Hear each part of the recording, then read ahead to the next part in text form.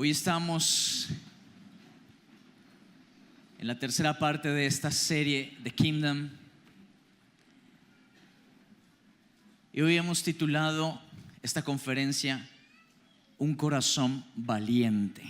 Preguntaba a la generación 13-17 cuántos se habían visto la película. Como 2. ¿Cuántos aquí se vieron Corazón Valiente de Mel Gibson? Estamos un poco mejor. No es que estemos viejos, no es que estemos viejos, sino que vemos buenas películas. ¿Sí, buenas? Aquella película de 1995 que representó la vida de William Wallace, aquel hombre que fue llamado el guardián de Escocia durante el reinado del rey Eduardo I de Inglaterra y la invasión de Inglaterra sobre Escocia. Fue aquel hombre que se levantó con una convicción en su corazón de traer libertad a su pueblo. Cuando yo recuerdo esta película, Mi princesa, yo veo que muchas cosas hacen una analogía a lo que fue aquel hombre, el valiente de valientes, nuestro Señor Jesucristo. Había una causa, había una visión, había un hombre que se entregó por aquella causa hasta la muerte. Pero lo tremendo de esto y la gran diferencia es que en el momento en que William Wallace es tomado cautivo por el ejército de Inglaterra y muere, pues después de eso también vino la conquista de Inglaterra sobre Escocia. Pero yo conozco al valiente de valientes, aquel hombre con ese corazón valiente que fue a la cruz, pero que después de su muerte resucitó al tercer día, nos trajo libertad a todos y ahora está reinando a la diestra del Padre. Y su obra no ha muerto, su obra continúa en cada uno de nosotros. Y el Señor quiere poner ese mismo corazón en cada uno de nosotros, un corazón valiente para que podamos escribir esa historia de conquista en cada una de nuestras vidas. Algo bien importante es que tú no fuiste creado para perder. A veces en medio de las circunstancias, en medio de los problemas, de una vida difícil. ¿Cuántos reconocen que esta vida no es fácil? Uy, para usted es bien fácil. Gloria a Dios. Pero la vida no es nada sencillo. Los que están solteros, digan gloria a Dios. Lo dicen como con disimulo, ¿no? Como para que no se note el hambre. Los que están solteros dicen que difícil estar soltero. ¿Para cuántos es difícil estar soltero?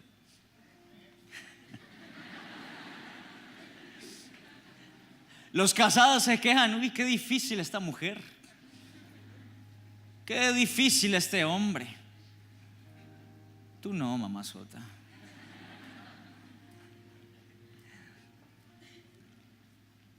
Los que tienen hijos, qué difícil criar hijos.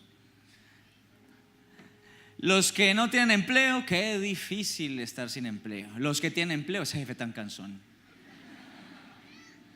Los que tienen empresa, uy, qué complicado hacer la cabeza.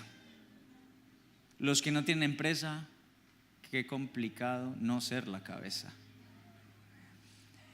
Sí, te consagras a Dios.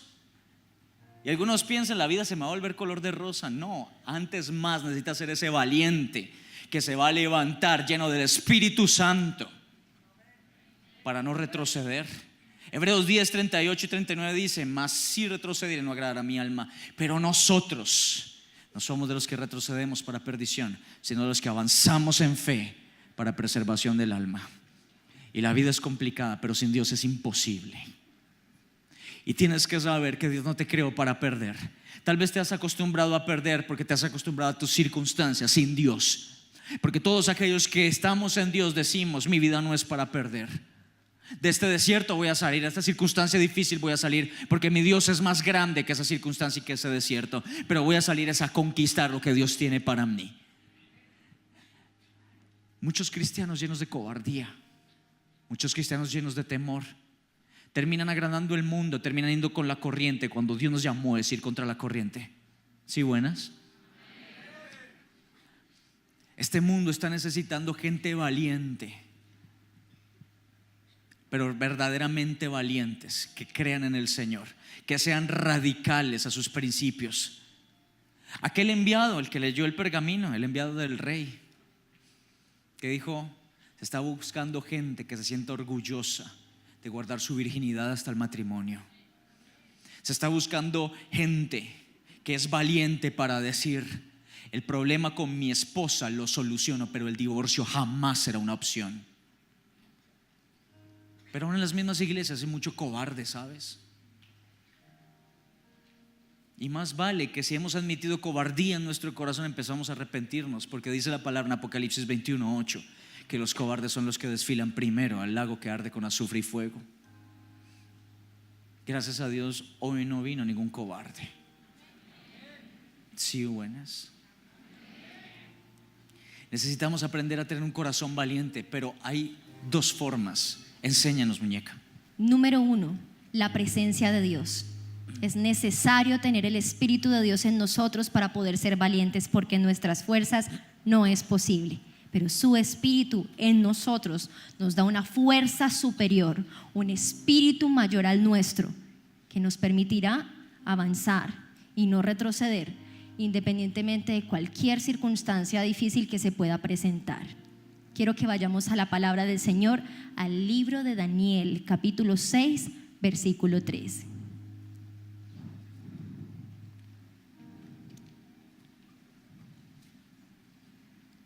Pero Daniel mismo era superior a estos sátrapas y gobernadores, porque había en él un espíritu superior, y el rey pensó en ponerlo sobre todo el reino. No conozco en la Biblia otra persona distinta a Daniel a la que el Señor permita que se refieran así y que quede escrito para la historia, que sea tan especial, que sea tan influyente, que su espíritu superior sobrepase al de todos los gobernadores y a todos los que estaban al lado del rey. Eso es admirable.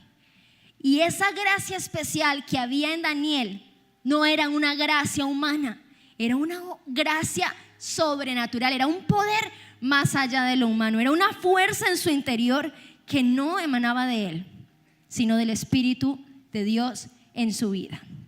Tener la presencia de Dios es necesaria, porque en esta vida tenemos luchas, la carne es débil, todos estamos peleando una batalla todo el tiempo y no estamos exentos a caer en tentación ninguno. Por eso es necesario que el Espíritu de Dios, que permite que podamos tener en nosotros la fuerza para avanzar, nos gobierne todos los días. Es por eso que no es una opción hacer tu devocional. No es una opción doblar tus rodillas cada mañana y depender de la presencia de Dios. No es una opción venir a la iglesia. No es una opción rodearnos de personas que alimenten nuestro espíritu de manera correcta de parte de Dios. Es necesario, porque como la carne es débil, de lo que haya en el corazón podemos determinar si quien va a actuar será la carne o será el espíritu. Cuando tú te llenas de la presencia del Señor, poder sale de ti. Cuando tú te llenas de la presencia de Dios, tú puedes vencer lo que antes no podías vencer en tus fuerzas. Luchas personales como la ira, el enojo, el mal genio, el odio, el resentimiento, la mentira. Incluso esas luchas de las cuales el Señor te hizo libre cuando fuiste a encuentro y que quieren volver a aparecer ahora. Son posibles de quebrantarse en el Señor. Cuando una persona se aleja de la presencia de Dios y se dice que es cristiano, va a caer en tentación.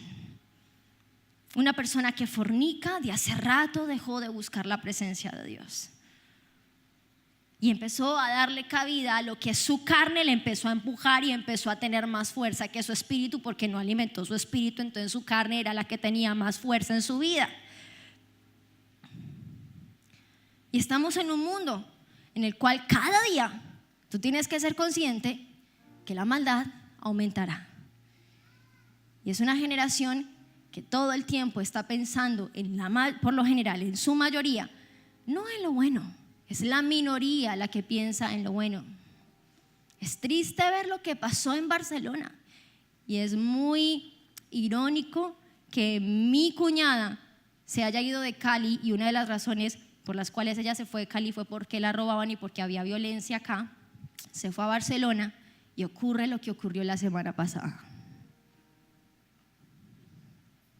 Se tiene esperanzas de que hay lugares seguros en el mundo y ya no hay lugar seguro en el mundo.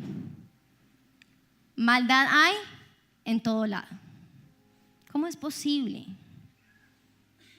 que un hombre tome su furgoneta y empiece en un lugar público, peatonal, exclusivamente peatonal, a coger zigzag con su furgoneta y a matar a la gente?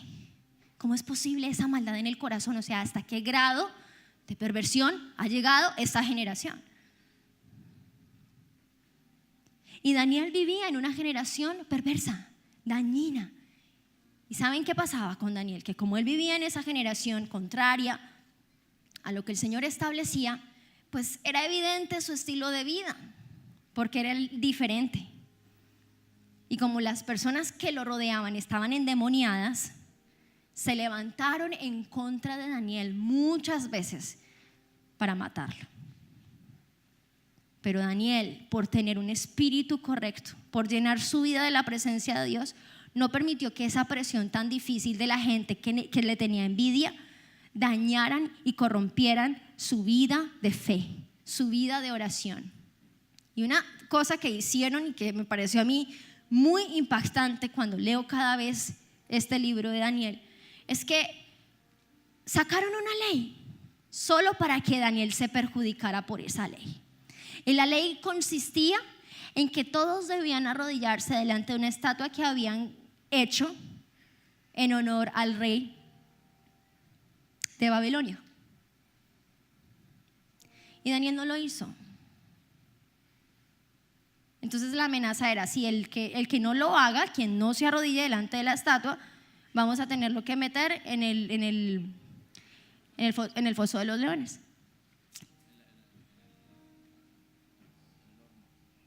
En el horno de fuego. Ese era el del horno de fuego. ¿Y el del foso de los leones? A Daniel, sí. ¿Pero era por eso? Creo que sí. Si alguien me ayuda a verificar. Sí, cierto, era por eso. Sí, era por eso. Eso. Y al horno fue a los 3 amigos de Daniel por lo de la estatua. Pero entonces, ¿qué hizo Daniel?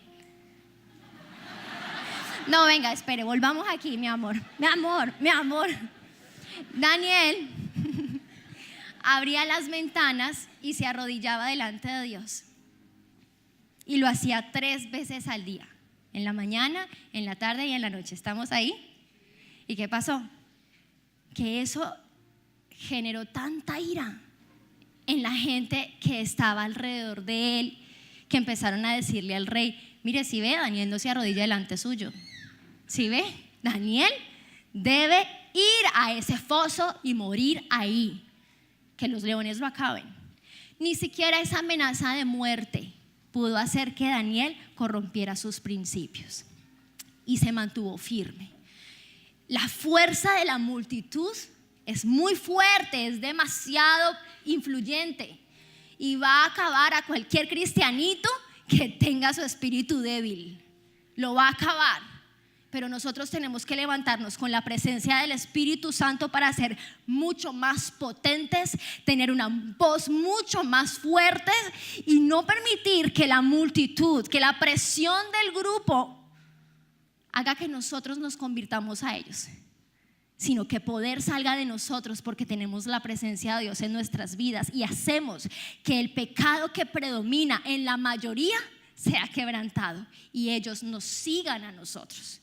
Y para eso se necesita valentía, para levantarse en contra de lo que se está volviendo de moda, en contra de lo que la gente dice es normal, cuando usted y yo sabemos que no es normal, cuando usted y yo sabemos que al Señor le desagrada, cuando usted y yo sabemos que para Dios no es agradable que se vayan a las discotecas y simplemente porque se miraron una primera vez, se gustaron, terminen en la cama. Eso no es normal. No es normal tener relaciones sexuales después de una noche de rumba, de tragos. Eso no es normal, pero es lo que la mayoría hace. Es lo que se ha convertido en el común de la generación. Pero una persona llena de la presencia de Dios se resiste a eso, pero no solamente resiste su vida a caer en pecado, sino que entiende que hay una fuerza en él que lo está impulsando a hacer algo por esa generación, que no se puede quedar callado. Que si ve a alguien en esa situación, siente en su corazón que algo de Dios puede cambiar la vida de esa persona a través de su vida. Entonces se levanta, entonces habla, entonces se inquieta, entonces le dice: ¿tú crees que eso está bien? No, mira, tú necesitas el amor de Dios. Y entonces nos levantamos con valentía en contra de lo que la mayoría dice que es normal, con el poder de Dios. Y yo sé que Dios está esperando que lo hagamos. La generación en la que vivimos está esperando que lo hagamos. Y vamos a hacerlo, porque tenemos la presencia de Dios en nosotros. Pero si hay algo bien importante que necesitamos siempre es depender del Señor. Porque hay luchas que son personales, nuestras, que nos corresponde a nosotros lucharlas. Pero hay luchas interpersonales que necesitamos vencer en el espíritu. Luchas con otras personas, división en las casas, situaciones incómodas que se presentan en relaciones, en el hogar, que uno quisiera solucionar en sus fuerzas, pero a veces no es posible y no se llega a ningún lado, y como que se empeoran las cosas cada vez que uno abre la boca. Y uno dice: ¿pero qué pasa? Pero es que no entiendo, pero es que no es justo. Y uno no soluciona lo que quiere solucionar.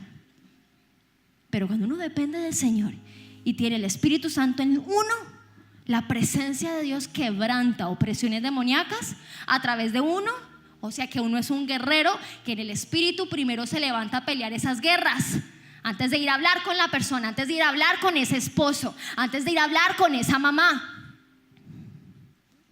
No te desgastes haciéndolo en tus fuerzas. Necesitas la presencia de Dios. Mire, yo he entendido en toda mi vida que llevo de cristiana que cuando yo no puedo lograr llegar a un acuerdo con alguien, y que yo sé que tengo la razón, que yo sé que es lo que yo estoy diciendo pero que yo no veo un cambio, pero que yo no veo un avance, yo me arrodillo delante de Dios y digo: Señor, yo no lo puedo hacer, pero tú sí lo puedes hacer. Cuando no se abre una puerta, que yo tengo la convicción en el Espíritu que es de Dios y no siente que es el diablo poniéndose, es importante estar en esta posición.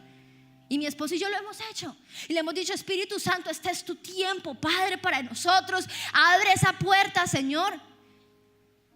Y a los 2 minutos recibimos la llamada que estamos esperando durante meses. ¿O no, mi amor? Durante meses. Porque cuando uno tiene la presencia de Dios, uno tiene un espíritu superior, uno halla una gracia especial y el Señor te respalda. Recuerda esto: cuando tienes la presencia de Dios, poder saldrá de ti. Amén, mi amor.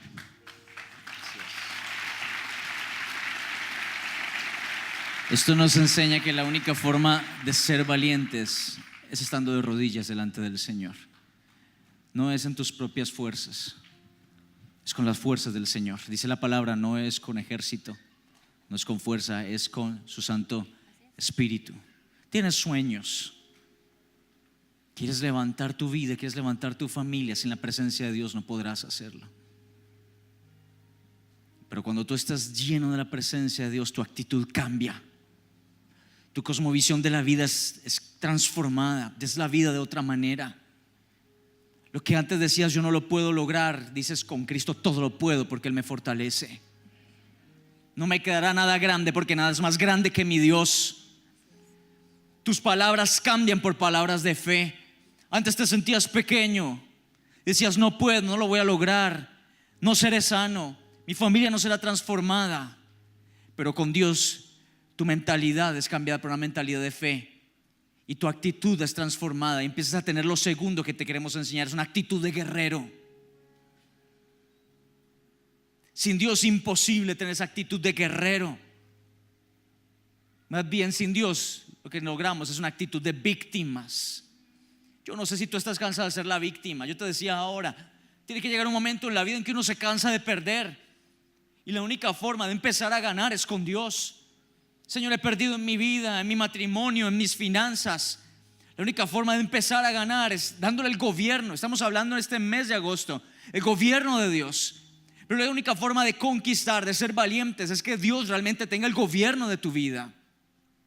Y cuando tienes actitud de guerrero, sucede algo en ti, que sabes que Dios está para obrar milagros en tu vida, pero también sabes que tienes algo importante que hacer para que Dios se pueda mover en tu vida. Daniel capítulo 1 versículo 8 nos dice que llevó a Daniel a ser el gobernador de Babilonia, con toda la oposición que tuvo, porque la tuvo toda la oposición, que lo llevó a ser levantado como una persona de autoridad y reconocida por los mismos que quisieron acabar con él. ¿Qué le llevó eso? Daniel capítulo 1 versículo 8, que un día Daniel dijo: propondré en mi corazón no contaminarme con lo que todo el mundo ha propuesto contaminarse. Propondré en mi corazón guardar mi vida en el temor del Señor y respetar a Dios y su palabra con todas mis fuerzas, aunque los demás no lo hagan. Me postraré delante de la presencia del Señor, aunque eso me cueste la muerte. ¿Sabes qué pasa cuando hay una actitud de guerrero? Tú no estás esperando que Dios haga lo que tú tienes que hacer. Señor, salva mi matrimonio. Pero ¿por qué no eres detallista? ¿Por qué sigues siendo áspero con esa mujer? ¿Por qué la sigues tratando como una empleada? Cosas que suceden en otros países, ¿no? Quieres que Dios transforme tu casa, tus hijos, pero no te levantas para ser ese ejemplo para los hijos, que esos hijos puedan ver: ese hombre y esa mujer me reflejan a Cristo, y puedo saber que Cristo es verdad porque lo puedo ver en mis papás, cómo ellos se tratan, cómo ellos se aman, cómo ellos se respetan, cómo no se van a dormir enojados. ¿Dónde están los casados? Ese cuentico de que me enojo con mi esposa y me voy a dormir y mañana levantamos como si nada, eso es del mismo patas. Eso es del mismo diablo, eso es orgullo. Y todos aquí luchamos con el orgullo. Y el que dice que no lucha con el orgullo se tendrá que arrepentir por orgulloso y por mentiroso a la vez. Porque todos luchamos con la carne. ¿Sí, buenas? Pero tenemos esa actitud cobarde de decirle: bueno, entonces voy a orar. Muy sencillo, doblar mis rodillas. Listo, tengo que levantarme temprano en la mañana. Listo, doblo mis rodillas. Señor, transfórmalo todo, cambia mi casa, cambia mi familia, cambia mis finanzas. Eso sí, no me pidas que diezme, no, me seguiré robando el diezmo, pero cambia mis finanzas, cambia mi familia. Pero Señor, no hagas que me siga aguantando esa vieja cantaletosa. Cambia a mis hijos, pero Señor, es que no puedo dejar el traguito, no puedo dejar el cigarro, no puedo dejar la rumba. Sí, buenas, iglesia. Hay cosas que Dios puede hacer, pero que no las va a hacer porque te tocan a ti y me tocan a mí.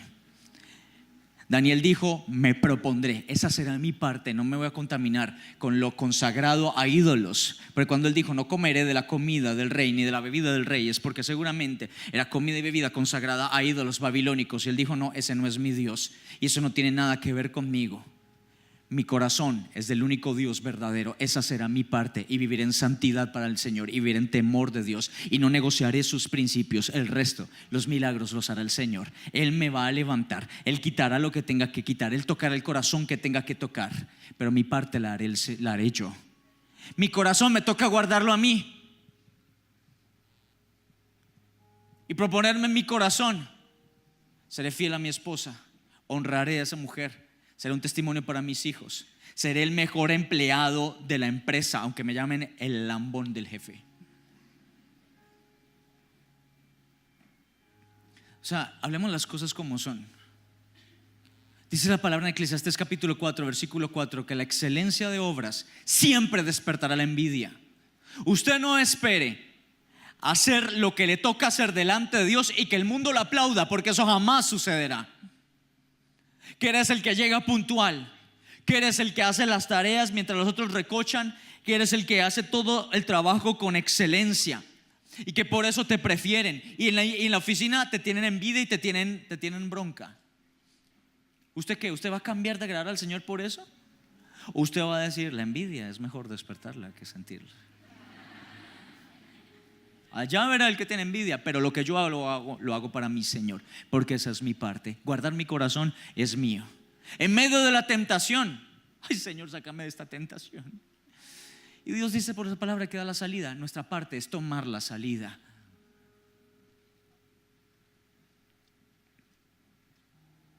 Dios te dará la sabiduría que necesitas. Dios te dará los recursos. Pero hay decisiones que tú y yo tenemos que tomar para que Dios se pueda mover. Hay decisiones de fe que tendremos que tomar con actitud de guerreros para que Dios se pueda mover. Y no seguir esperando a que Dios haga todo lo que yo debería estar haciendo. Voy a empezar a levantar mi casa como un altar para Dios. Voy a reunir a mi esposa, voy a reunir a mis hijos. O si tu esposo no viene a la iglesia, venga para acá, papacito, que quiero enseñarte algo. Y empezamos a levantar un altar para el Señor todos los días en la noche, donde oramos juntos, donde se comparte una palabra, donde se apaga el desafío. Superhumanos. Oiga, entre otras cosas, yo no entiendo esos cristianos que ven el desafío. O sea, opinión personal. Yo una vez prendí eso y vi unas viejas ahí mostrando todo mal vestidas. Y yo dije, eso no me edifica a mí. Y la palabra es muy clara. Todo me es lícito, pero no todo me conviene. O sea, ¿por qué me quedo viendo eso? Chao, tengo cosas más importantes que hacer. Mejor tomo el desafío de ganar a mi familia para Cristo. Mejor tomo el desafío de ganar las almas para el Señor. Mejor tomo el desafío de ser el más excelente en todo lo que haga. Mejor tomo el desafío de vivir en santidad y ser influencia a través de la santidad. ¿Alguien está acá o se fueron? Pero hay cosas que Dios te está pidiendo que tú hagas y no te puedes seguir haciendo el loco. Hay cosas que Dios me está pidiendo que yo tengo que hacer y entonces veré el poder y la manifestación del Señor, como lo pudo ver Daniel. Porque Dios honra y bendice a la gente que es fiel, a la gente que es valiente y dice, Señor, tú harás tu parte, pero yo también haré la mía. Y cuando lo haga en obediencia a ti, encontraré tu respaldo, tu bendición, tu unción, tu poder. Veré milagros, Señor, y veré como aún mis enemigos tendrán que hacerse a un lado para yo seguir hacia la meta y triunfar en el propósito que has confiado a mi vida. Yo no sé si alguien puede alabar y adorar al Señor con todo su corazón. Es una generación de valientes que se está levantando, un corazón de valientes.